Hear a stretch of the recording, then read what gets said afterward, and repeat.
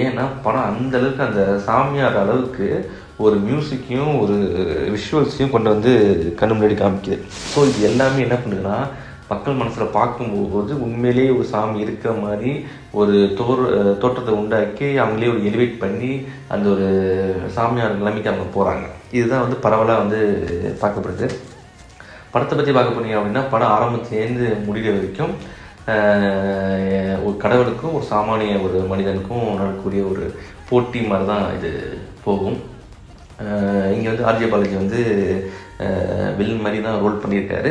So கடைசி வரைக்கும் RJ பாலாஜியோட வேலை என்ன, ஆரம்பத்துலேருந்து கடைசி வரைக்கும் வந்து கடவுளை எப்படி அவர் வந்து டீல் பண்ணுறாருங்கிறது தான் படமாகவே இருக்கும். படத்தில் வந்து ஒரு மலையாள ஆக்டர் இந்திரன் செம்மையான ஒரு ஆக்டர். பல மலையாளி மூவிஸ்க்கு வந்து அவர் வந்து உயிர் கொடுத்துருக்காரு தான் சொல்லணும். ஸோ அவர் வந்து இந்த படத்துக்கு வந்து ஆப்டாக இருந்திருக்காரு.